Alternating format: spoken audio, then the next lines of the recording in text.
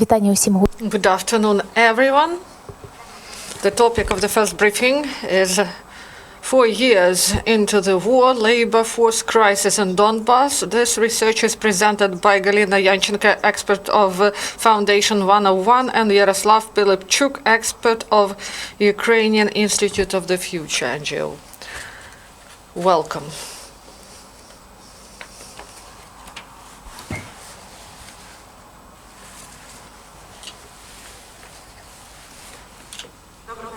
Good afternoon.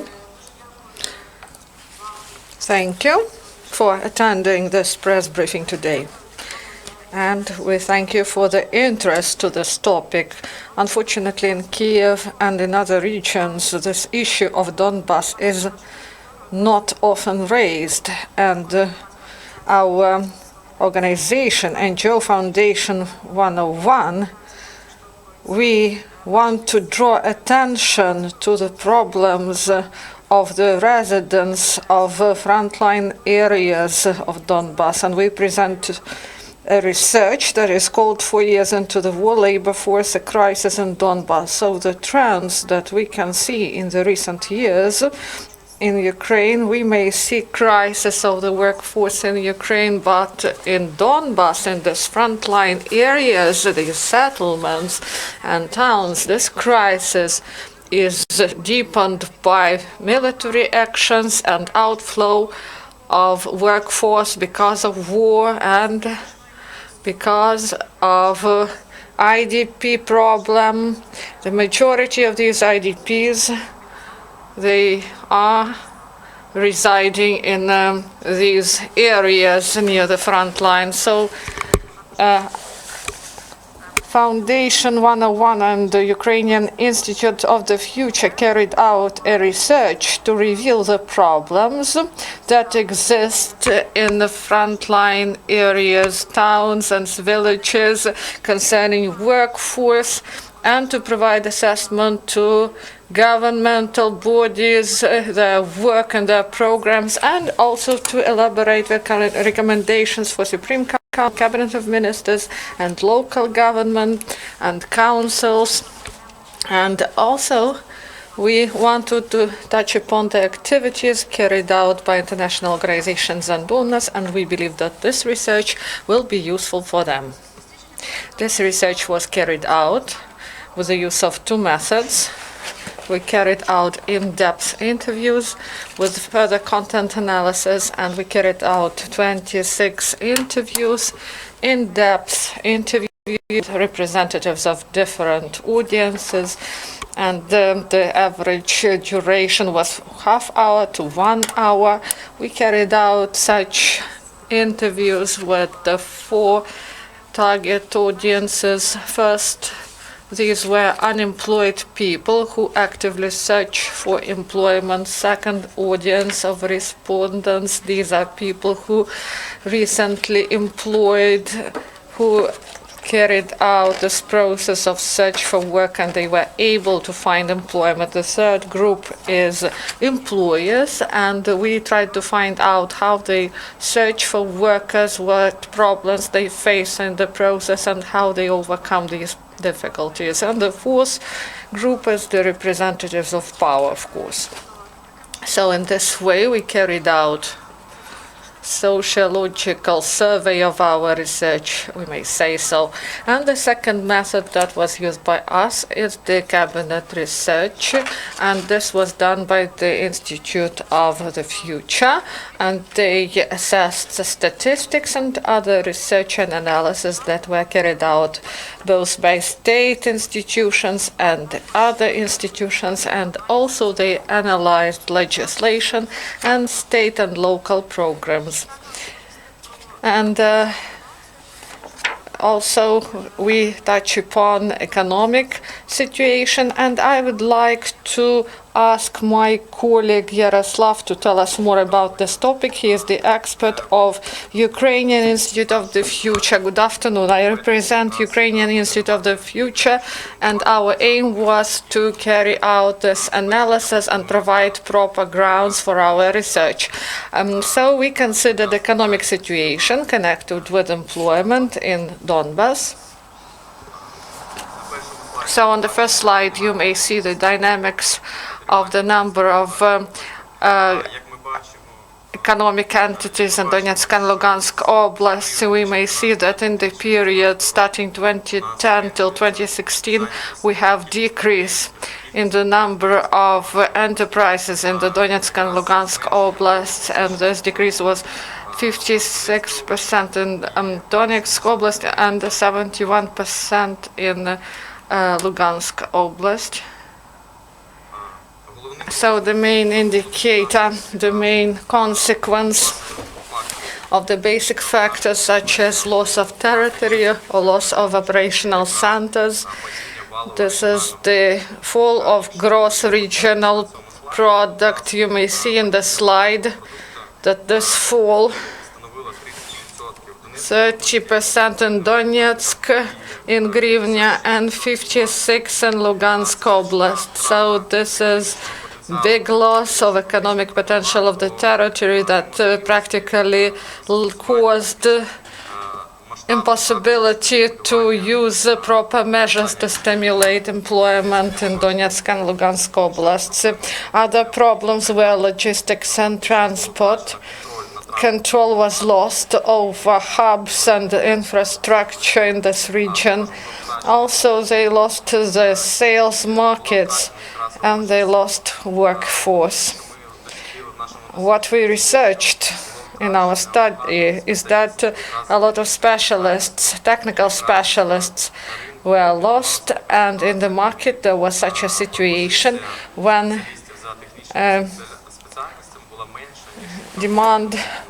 supply was greater than demand for them.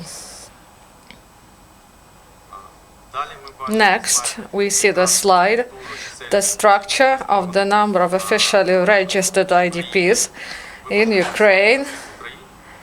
And if you look on the slide, we see that 50% these are those people who relocated in Donetsk and Lugansk Oblasts, and we face the situation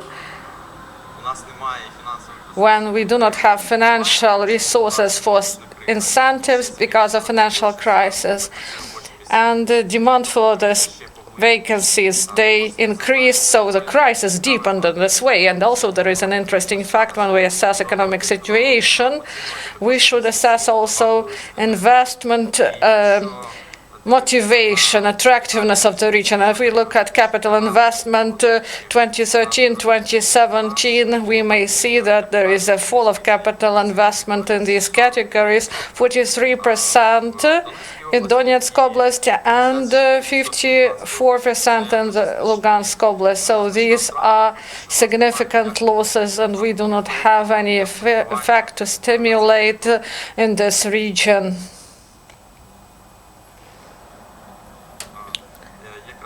Also, second block of the problems, the problem of the workforce, the main problems of the workforce are standard problems. The decrease of profit because of the fall of industrial production. They do not have financial resources, and the increase of inflation, and it led to the fact that the population became poorer. Also, there is limited access to wide assortment of goods, and that happened because many enterprises left. And also, third factor, the redeployment of workforce to other regions. And these three factors led to two main indicators of decrease. This is employment and increase of unemployment. If we speak about the level of employment, we may see that in 2013 the level of employment in Donetsk and Lugansk Oblast was about 60%, and in 2017 there is a decrease to 55%, and Donetsk and in Lugansk and 50 in Donetsk Oblast. So in 3 years, these are big indicators. So now we consider the level of unemployment. If we speak about unemployment in 2013, it was 8 to 10%. Now these territories, it increased to 15% on average. So these two main indicators, they characterize the level of economic situation in this region. If we see it as a whole picture, we carried out economic modeling, and this relative decrease was a really significant part in the economic potential. And if we go back to indicators of 2013, we need those efficient measures that will help us to increase the economy of this region. We need the critical points of growth in these territories. And in our research, we wanted to study those injections, those measures that are not only standard and basic that people know about, but we wanted to research those that can provide global growth and increase in employment in these territories. Now I give the floor back to Galina, and we analyzed the efficiency of incentives, and now I give the floor to my colleague Galina. So I would like to briefly tell you about our findings that we got in the course of the in-depth interviews and content analysis. You can get this full report. We provided it to you, but I will briefly outline the main findings that we found during our content analysis. First of all, Employment Center, that is the main state institution that should deal with employment of people. Unfortunately, in the course of in-depth interview, we revealed that as of today, the majority of people who address the center, they assess their function as nominal. These are the representatives of business and unemployed themselves, or people who recently got employment. The main association with these employment centers is the payment, unemployment payments. And there are different additional programs and proposals that the center can provide to people. There is such a program as the provision of small grants for business, but our respondents, none of them said about this function. They didn't use it. And it is connected with the fact that people are not ready to start their business. They are oriented to work as employees, and there is mistrust to some such payments from the state. Another opportunity provided by the center is payment for some training or retraining, refresher training, and only one person used this program, and this person got employment later on, but this was not the result of this course of refreshment, but this person got additional practice in order to get position. So why potential employees assess center of employment as inefficient concerning such a work?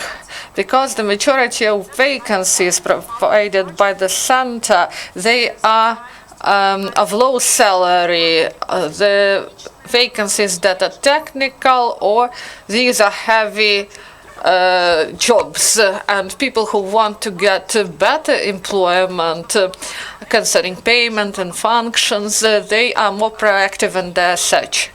And the employers, in their turn, they do not highly assess the work of employment center because they believe that the work is bureaucratic one. We heard about several cases when workers of the center, they were not interested in helping employers to find employees, and they just carried out bureaucratic procedures that didn't result in proper things, they didn't help employees or employers. So the problems that are outlined by the employees, by the workers, so it is you can find work through special sites, Работа.ua, Work.ua, OLX site. So they say that there are some difficulties. The majority of respondents said that there is a gender or there is age discrimination, and if you are older than 35 or 40 years, it is much more difficult to find employment. In some cases, even impossible, because such forms are not considered by employers. They are not asked for an interview in order to find out their level of qualification and their correspondence to the vacancy. Also, the lack of knowledge of computers or foreign languages, and this is an acute problem for elderly, and also the problem of that respondents face is there is no opportunity to get employment because of lack of higher education, and there are some people who got technical education and they cannot get employment in social services, and they cannot apply for such vacancies. So the problems business faces: inefficiency of employment centers, so business search for workers on private platforms we've mentioned earlier, and also recently the strategy concerning search of personnel changed. Often they search for young people, students, so graduates, who apply for lower salaries, and at the same time it is easier to work with them and to learn them how to work in the model of the organization and business. And also what was said by representatives of businesses, that a majority of them, they always have some vacancies. Some of them are open constantly, and they are forced to employ people who do not meet their expectations, and they should spend more time for their training. And about the wishes of business, so they say that first, they say that there are problems that they have with the judiciary, with the court proceedings, that they require a lot of money and last for a long time. And in order to prove some actions, they do not use courts and court procedures. And this long time that is needed for court hearing. So the issues are better resolved through other means, and that's why the court hearing is inefficient. And also they want to they want taxes to be reduced, especially for the start of small and medium-sized businesses. And some respondents said that they wanted to expand their business or to start the new, but they are afraid that they should have high taxes, and you should pay taxes. There is no tax exemption for the start of small and medium-sized business. And also bureaucracy in procedures of getting permits that delay the development of business, and this also decreases the potential for opening new places of employment. And about more details about this research, you can find them in this printed edition.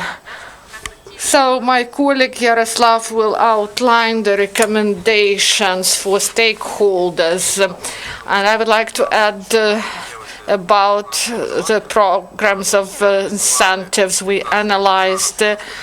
how the employment is stimulated.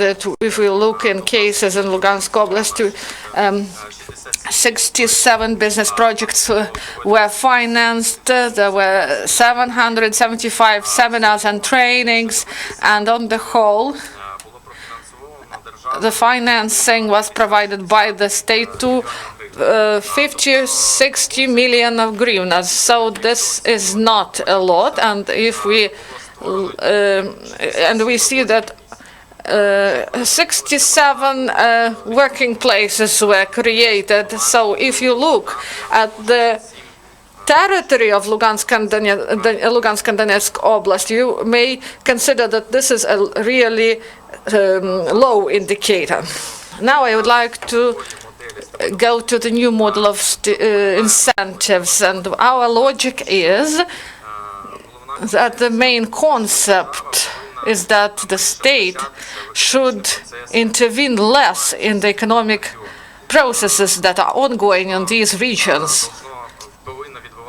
There should be stimulation of business, and these steps, they should be really efficient. We've analyzed different instruments and modeled economic effect from the use of the instruments.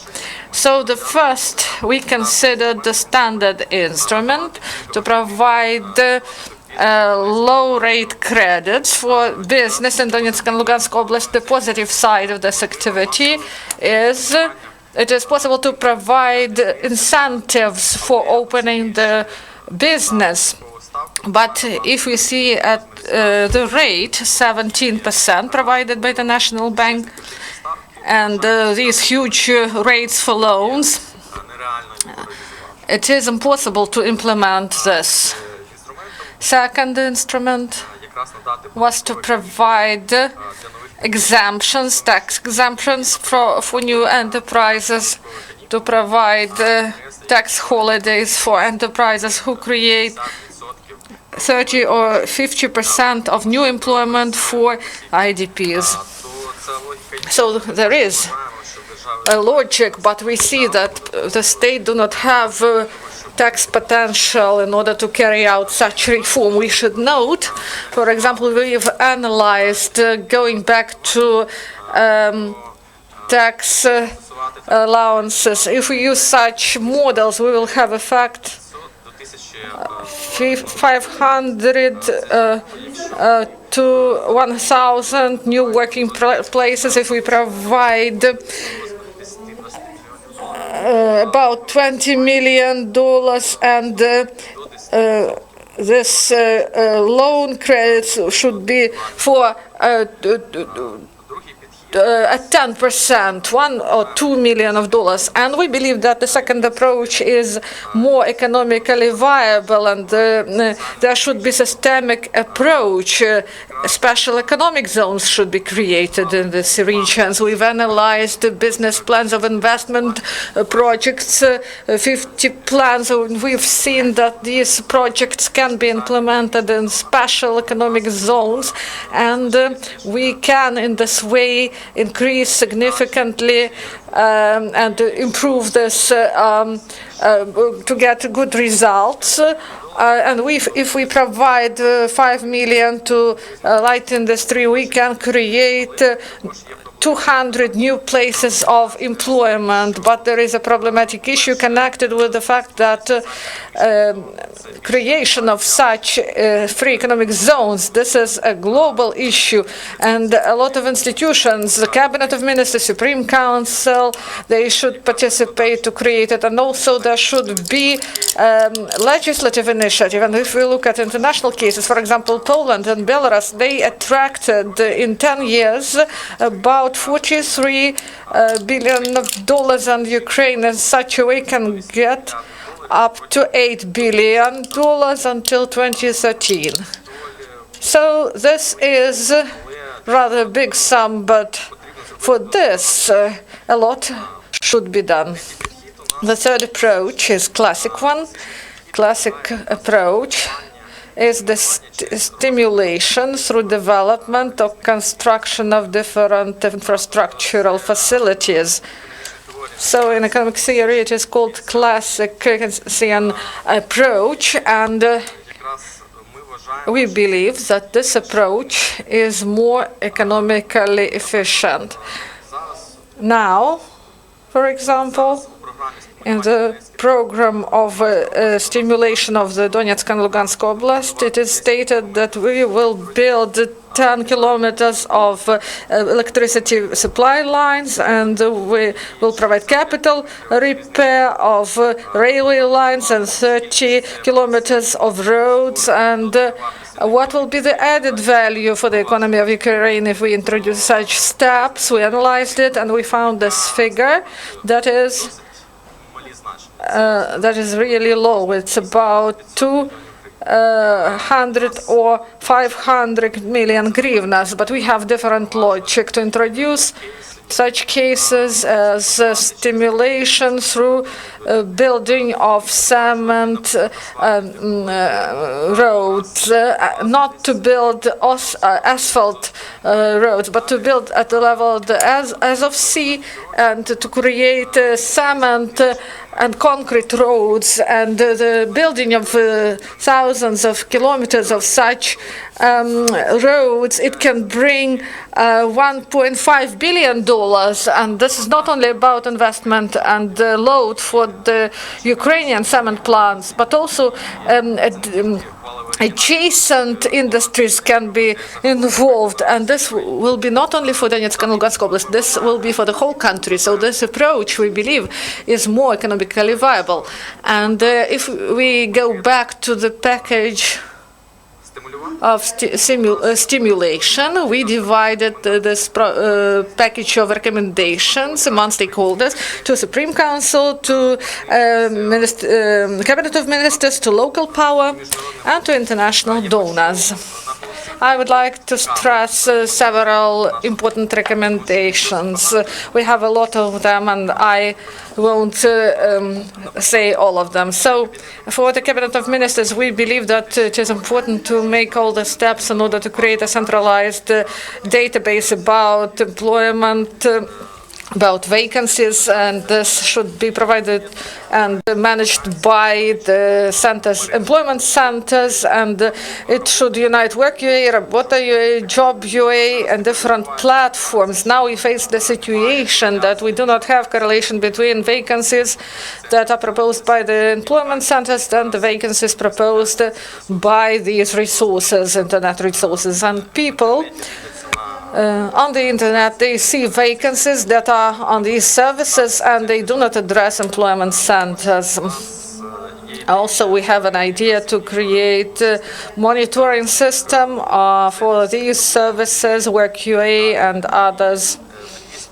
And in this way, employment center employees will be able to get they will have more instruments to stimulate employment. Other important measure, if we speak about crediting, microcrediting should be used to review the concept of crediting 100,000 hryvnias starting from the sum, so we can analyze the startups that were represented in the Donetsk and Lugansk oblasts, and many represented investment projects.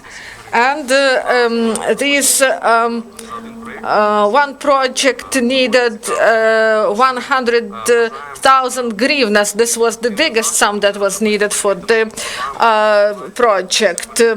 So also there should be refresher courses, and we believe that we do not have proper marketing, and we should use innovative technologies. We should use virus marketing, and in this way we should promote employment centers, and also for international donors to provide an awareness campaign about implemented projects. When I analyzed this research, I didn't see the results of different donor programs. I didn't see the results.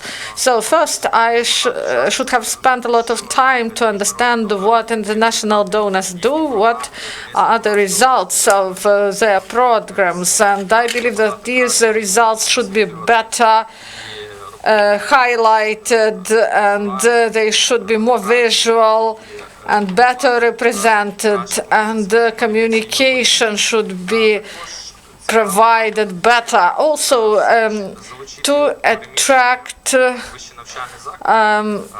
displaced educational institutions in order that they participated in retraining. Those institutions that are not in the territory of the Donetsk and Lugansk Oblast, they should function and they should be responsible for the potential to be provided in the territories of the Donetsk and Lugansk Oblast in the territory of Donbas.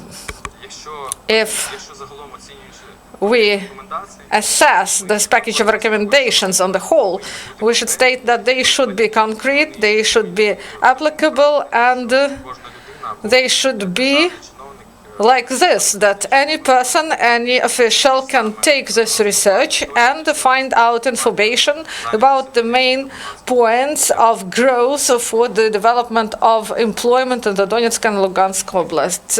If you have questions, please ask. Andriy Megil, Institute of the Liberalism.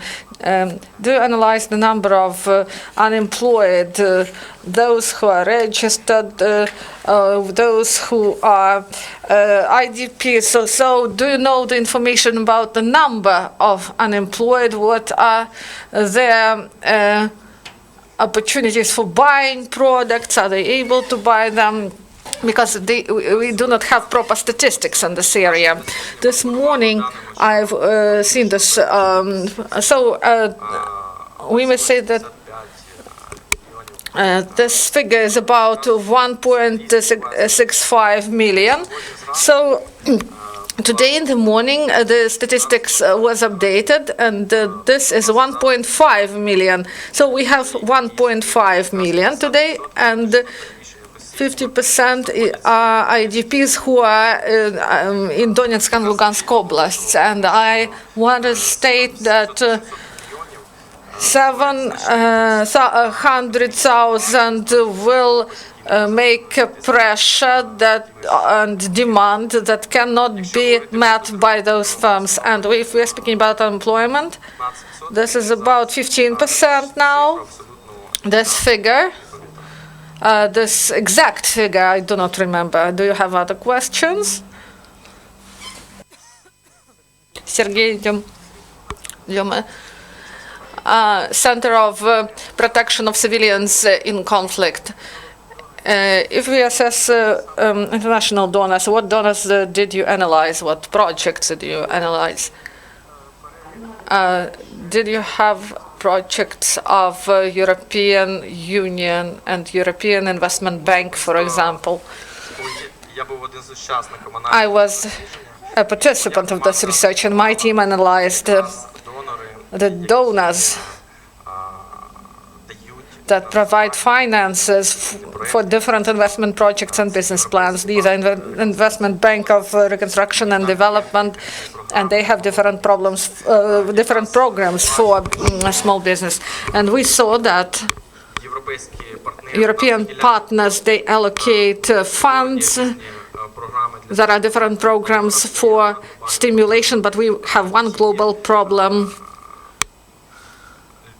Those people who represent investment projects, they provide materials that are not of high quality. And partners, European partners, when they look at the presentations of these projects, they should not be professional. They should be at a lighter level, but there are a lot of inaccuracies, and many projects do not succeed. And in this area, we advise to provide help by trainers or free of charge by employment centers. They should help with the presentations, with the preparation of the presentations of for the startups. Also, we revealed in the framework of this research and in the framework of other research that the local population, especially those people who are oriented to be employed in firms, they really value these programs of donors that are for social and short-term employment.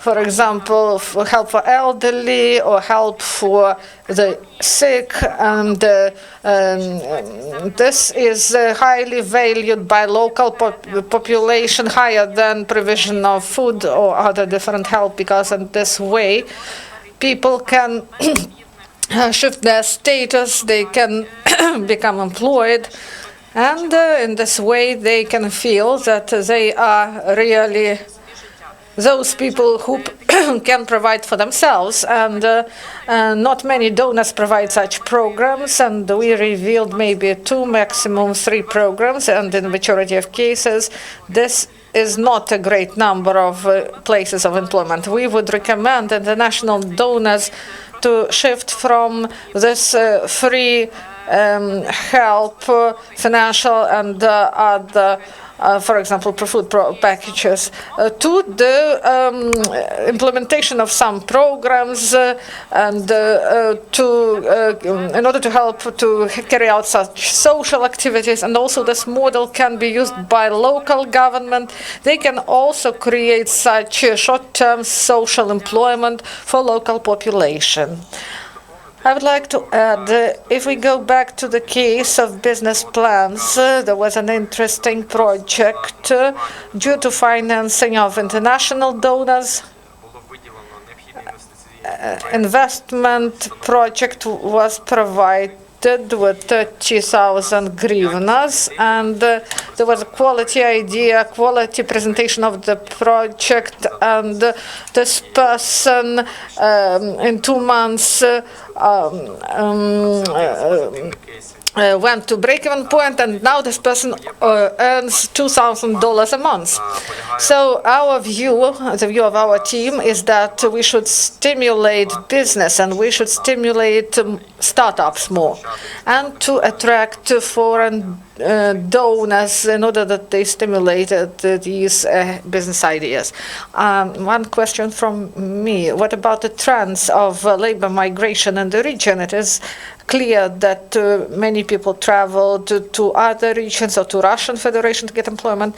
What are the changes in this process? Because we have people who cannot find employment because of different regions. And do they travel short term, and where do they travel, and what is their qualification? What we've revealed in the course of in-depth interview is that labor migration is global and critical one in Donbas. It relates not only to IDPs and also local population. It was stated by the representatives of business, and there are many unemployed among local population, not only IDPs, and every respondent knows about people who left, those who and some people, they go on short-term trip, but some of them, they live forever. They take their families with them, and they live for permanent residence in other regions or abroad. So these are different people. There are people, as we got information through in-depth interview. There are people who have specific skills. If they cannot find employment there, they leave. Those qualified people who worked at plants or jewelry workers, they leave because they cannot find employment there. And there are a lot of people who leave. Those people who are manual workers. Also, we've revealed an interesting fact, that is, in IT sphere, they said that they cannot find employment. They searched not freelance, they searched for permanent employment, and they said that employment center do not provide these vacancies for IT specialists. They do not have them. And this was not some separate opinion. A lot of people thought about it. Some people cannot find employment in freelance, and in Donetsk and Lugansk Oblast they cannot find employment in this sector. So the situation differs from what I've expected to see in the course of this research. And in what places, where do they go as labor migrants? Where do they go? To other regions, to EU countries, or to Russia? Where do they go? If we look at Ukraine, we see that IDPs, they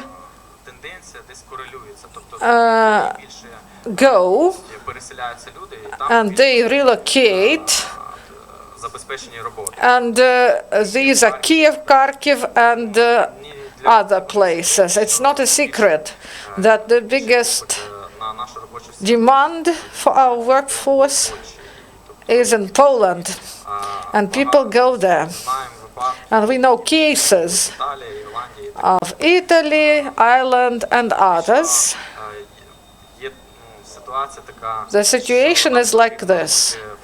We need to do everything possible in order to return these people. But now there is no efficient policy, and each year the situation becomes worse.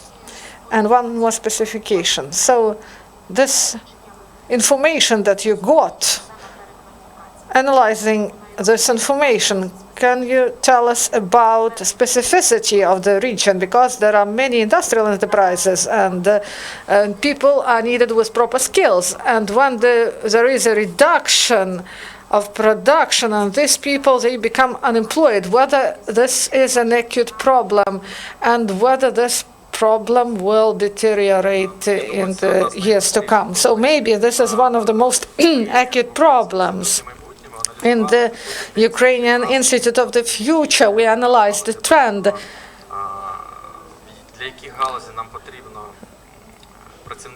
What workers should be trained, and for what industries, if we take into account global trends. The global trend is the automatization, and in 10 or 15 years it may happen that many professions that exist now, they will be obsolete in 15 years, and in our opinion we need to take this aspect into account, and we should train specialists who will be really needed in 10 or 15 years. It's not a secret that in 15 years such professions as journalists, lawyers, that they will disappear, they will be replaced by algorithms. And we believe, that we should stimulate, and we see that in Donetsk and Lugansk Oblast there is a potential in energy sector, and we see potential in light industry. Why in light industry?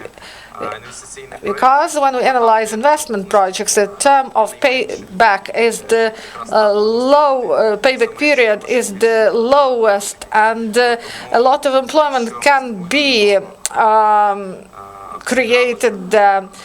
So in this industries, we can create new places of employment, and people can be trained for these for this sector. Do you have other questions concerning infrastructure projects?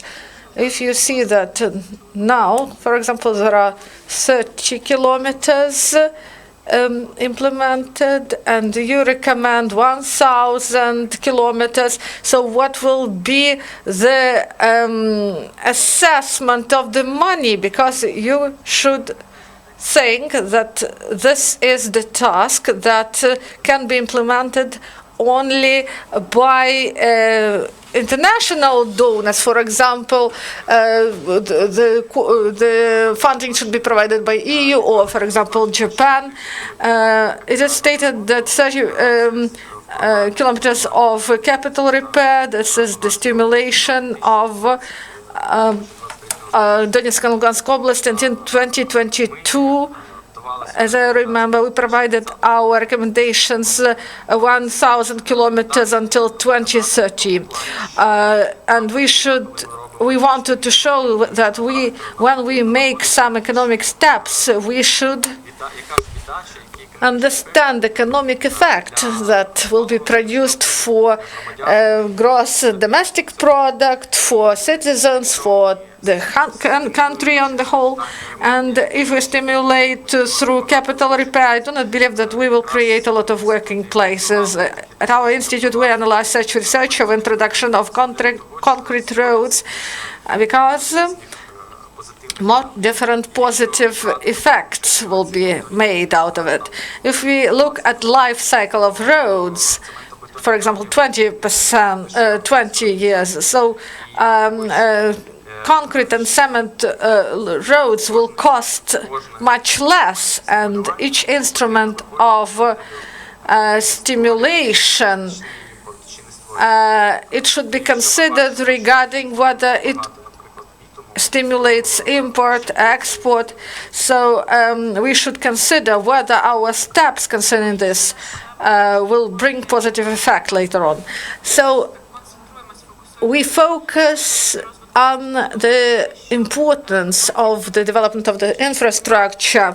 When we speak and study the situation concerning business people say that the problem of infrastructure, the problem of roads and connection with the cities, this is one of the critical elements why business do not develop. For example, connection between Mariupol and Kiev by railway, they have only 2 trains and they spend 17 hours en route. And for example, Kramatorsk, where there is state administration, in Mariupol, there is big part of administration.